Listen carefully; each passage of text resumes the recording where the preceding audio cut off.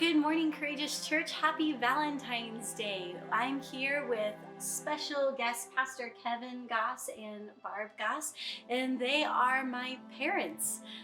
They've been in ministry now for, how long have you been in ministry, Dad? Over 30 years, right? It's 30 years this year. Okay. And you've been married for 31 years. And they have started a ministry specifically coaching and helping couples get to a fortified and healthy place in their relationships. They're church planters, pastors, have a whole lot of wisdom and ministry experience. And for Valentine's Day, I wanted to invite them to come share with us about some principles for healthy marriages. So I'm excited. I think we're going to learn a lot today. And later this week, we're actually going to have a workshop offered on Friday night as a time to dig deeper together. And you'll have the opportunity at that time to ask them questions as well, which will be extremely valuable. So thank you for being here. Well, thank you. We're glad to be here, Hannah. Thank you for doing it. Could you share with us, just to get started today, a favorite marriage memory? One of your favorite memories that come to mind when you think of your marriage? You know, for me, I would say that there are two that are pretty significant. One was the day we got engaged in Philadelphia. I purposely chose a spot near Independence Hall because there was a lot of federal landmarks. So that way it wouldn't be a place that one day be paved over and be a shopping mall, right? So it'd be there. And then second for me, and I'll let then Barb speak for her, would be when we shared together the birth of our 4 kids. That for me was those just very important marriage moments for us, for me, from my perspective. I would absolutely agree with that. The first thing that came to my head was the birth of our 4 children. God blessed us with 4 wonderful children, and now we're at 6 grandchildren. So yes, many blessings. We're very thankful. Yeah. Oh, that's so good. So marriage is such an important topic these days, and divorce rates are high, and there's a lot of couples struggling to figure out how to have a marriage that can thrive. And researchers actually project that about 45% of marriages will end in divorce. Why do you think this is? You know, I think there's kind of 2 factors that are pretty important. If you kind of picture almost like a flat line and then like an angle going up, this is, here is kind of like reality and this is expectation. The gap between the 2 of those is called disappointment. And so I think that when there is a big gap between what people expected marriage and life to be together and the reality of it, that disappointment, the larger it is, the more it kind of starts an unrest in the marriage. The second is, now this is not an absolute, but this is a principle that's true for many. Women tend to marry men because of what they see they can become. Men tend to marry women because of who they see they are. So like when we work with couples, you'll often hear the husband say, well, our marriage used to be like this, and now that the kids have come, like life's different. Or the wife will sit there and say, well, I thought he would, and there's a disappointment because what he became or what he's doing is different than what she envisioned. It's almost like the wife almost has like this ability to see what life and family could be, that kind of discernment. And the man has that ability to kind of to relish and enjoy with what is. And sometimes the differences between those 2, that disappointment, I think are 2 key factors that come in. Would you add anything to that? I agree with that. I think that a lot of times we have our own visions in our mind of what it'll look like. You know, little girls dream of being a princess and having a castle and Prince Charming. But, you know, truthfully, most of the princes are not super manly, and you really wouldn't want to be married to them, honestly. I mean, we think we do when we're little and when we're growing up, but in reality, it's not really what we want. But we still have idealisms inside our mind, and then we get married, and there's reality, and those emotional feelings that we had when we first met or we were first dating, they're not the same. And so people think, oh, I'm just not in love anymore. Well, and you learn that love is actually, it just deepens. It's not about a feeling. It's more about a decision, a commitment that you've made, and it grows from that. And we will dig more into that when we do the workshop as well. Yeah, absolutely. That's so important. And the things you're saying, these themes you're bringing up, are things that, as I'm meeting with couples who are struggling in their marriage, I'm hearing these themes frequently that you're mentioning.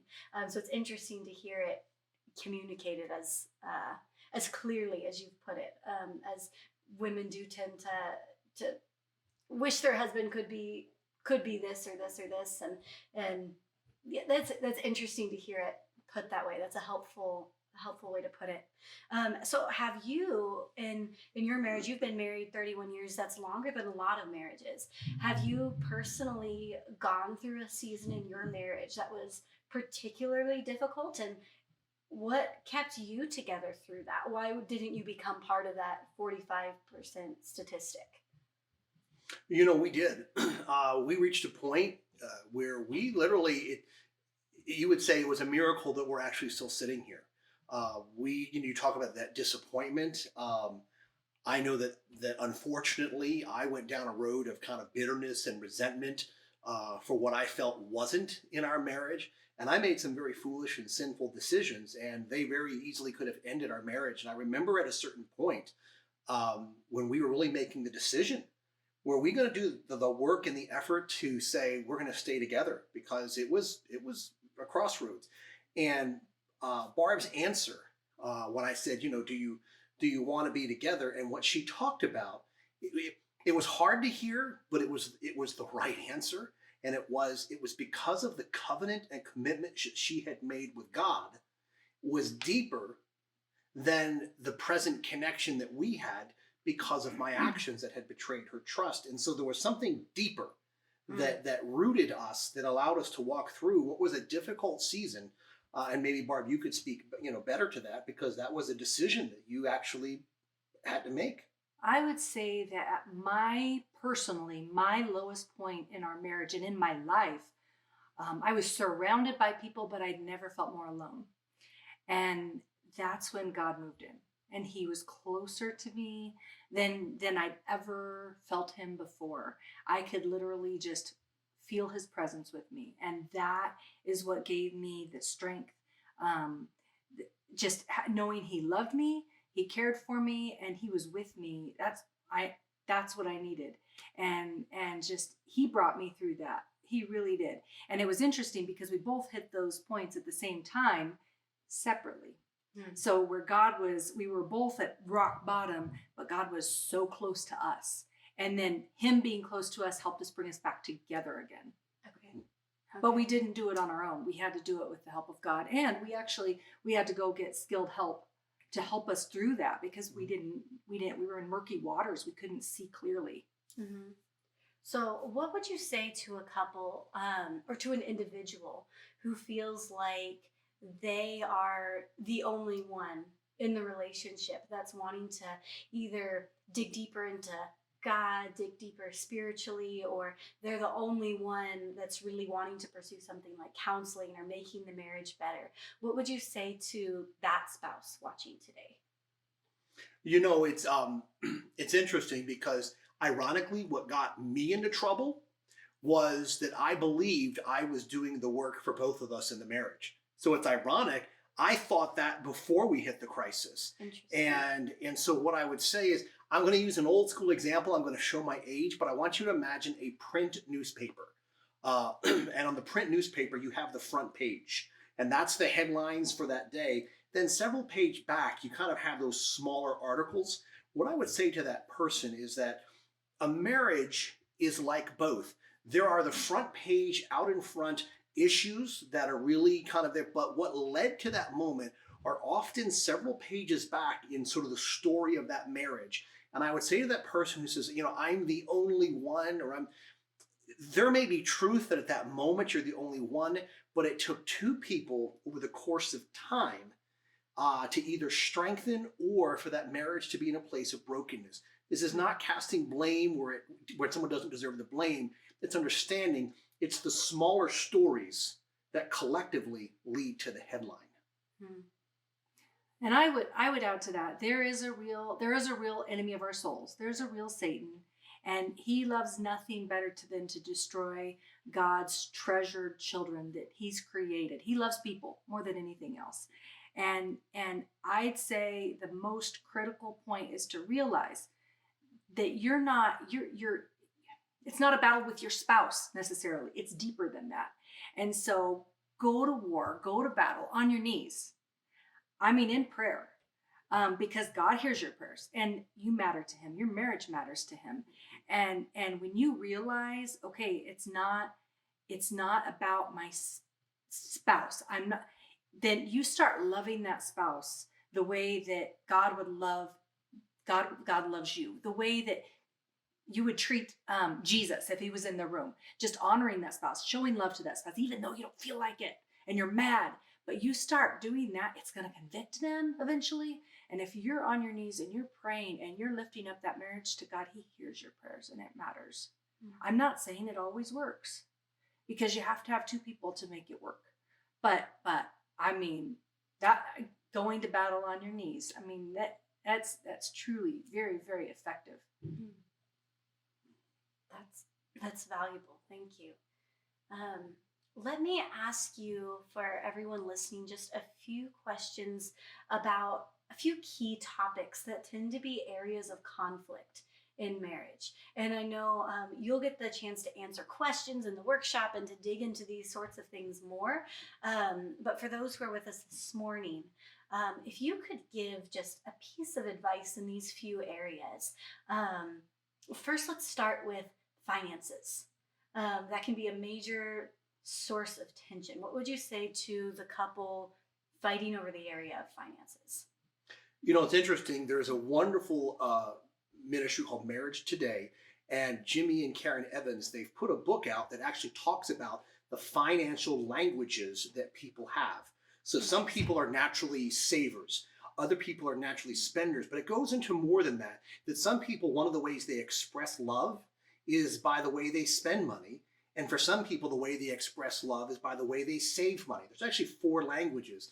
And so I would say that oftentimes with couples, they may not even realize why they're motivating. So I'd say they need to kind of dig into the why behind it. And then I would say the second, as I then, let Barb speak on that as well, would be couples need to come to a common place of what does God say, not just about giving, but also about debt. Mm-hmm. And I know that in our marriage, we made some decisions in our 20s and 30s that really dug us deep into debt and took a while to get out. And if we could go back, I wish we would have been more unified on how we approach debt. So the love language, so to speak, of money, and then the philosophy of debt, I would say, are 2 key factors when it comes to finances. Yeah, and communication. Communication is key. Making sure you're talking, not assuming the worst motives of the other. It may just be how they think about money and how they think about, maybe they're just their languages, they just want to show you love and so they're buying something for you. I mean, understanding that communication is key, and having a financial plan is really important. Being on the same page. I understand that having different languages with money. Tim and I laugh about that sometimes, where he loves to pick me up fun drinks or coffees or bubble teas, and it's just like his way of showing love, and I love those things. But if I don't see his heart in it, I can get stressed out of like, why are you spending money unnecessarily? Like, let's save. So I get that one. Learning to see each other's heart. Oh man, that's a big one.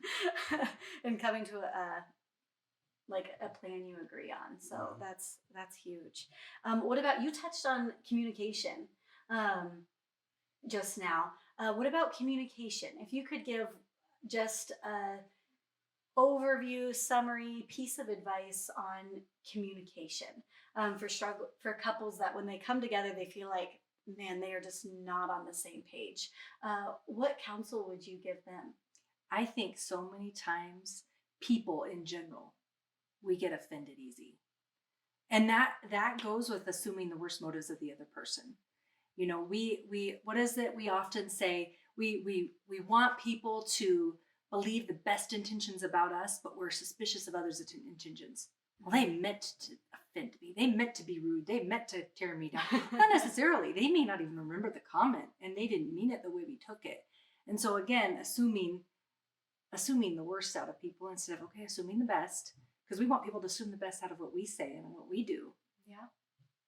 And I would say that because conflict does happen in communication, is that couples need to find a balance with sometimes one person needs to be able to reflect on something before they resolve it. Other people like to verbally process to get there. And usually, oftentimes, couples are either side of that spectrum. And so they need to find that common ground. You've got to give the one spouse long enough to reflect, but not too long to have a grudge. And you have to have the other spouse to give the other person a little space, but they also are going to need space to verbally process to get there. It's usually for couples, I'd say a boundary. Mm-hmm. You know, boundaries protect what is valuable. And so a boundary that balances the reflection and processing so that grudges don't come from one end or the feelings of rejection from the other end. And we also often marry our opposite in many ways. And so it's a practice, an everyday practice. Yes. To do. Oh man, a lot of practice. I love it though. Love it. Good practice. What about sex in marriage? And a lot of families in our church that are married right now, not all of them, but a lot of our families also have the dynamic with sex and marriage that they have young children at the same time. So that adds a whole nother layer of challenge and unique difficulty to that season. But what counsel would you give to couples that are struggling with sex in their marriage, whether that's they've encountered unfaithfulness or just finding the time or whatever it is? What counsel would you give? You know, from that end, do you want to speak first to that, or you? I would say that's such a huge I know. topic. And so I think that's something we could definitely touch on in the workshop. Mm-hmm. Absolutely. But you start. And yeah. So for me, I think that we'll touch it more in the workshop. Here's a few quick principles. Number one, don't bring outside influences into the marriage to try to like spice it up, i.e. pornography or those graphic novels, right? Because in the graphic novel, the man is emotionally acting like a woman. In pornography, the woman is physically acting like a man. Meaning it's not how God wired them. It looks like a woman. So in other words, you're almost putting expectations. So please avoid those outside things that actually could pollute and poison. Second, understand that sexual intimacy, while it does involve desire, it also involves commitment. It is a way for a couple to hit a reset button and reconnect physically, emotionally, spiritually, and mentally, because that's God's design in sex. And so there are times for couples they mutually agree we need this, even though at the moment they may be a little annoyed, but they know it's a reset that God uses to help reconnect. And then third, it's vital for folks to make time for it.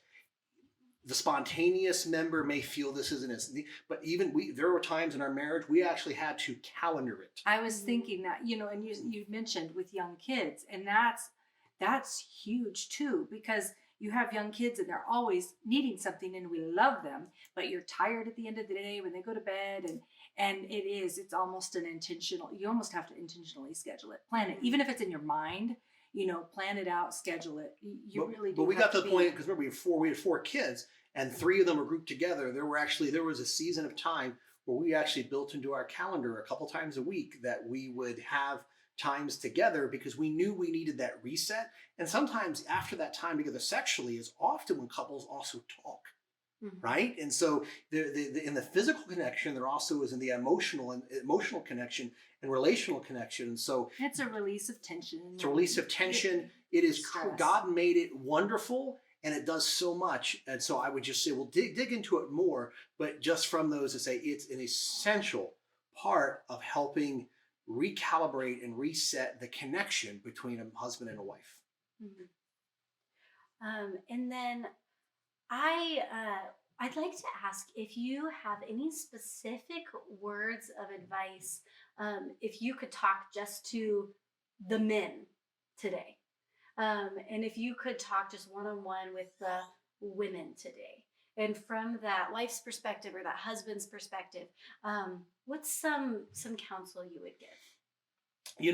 For the guys, I will tell you this is something that if I could go back to my younger self, right, like, and see this, oh my goodness, do not underestimate the gift of your wife's trust.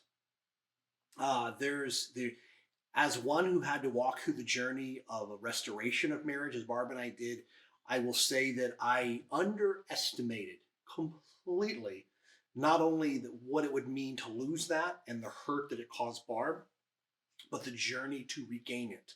Now, if that's happened to you, we'll talk more about the journey of restoring. But if you are, more younger in marriage and you haven't had that brokenness, gentlemen, there is no other woman, there is no other endeavor, there is nothing that is worth betraying your wife's trust. I mean, literally, it's like you and God first, but then after that, your wife's trust is a gift and it should be cherished and nurtured because it is something that, if taken for granted, is one of those things you wish you could go back on. And so be a lot smarter than I was. And if you've stumbled, we'll talk about how that can be rebuilt.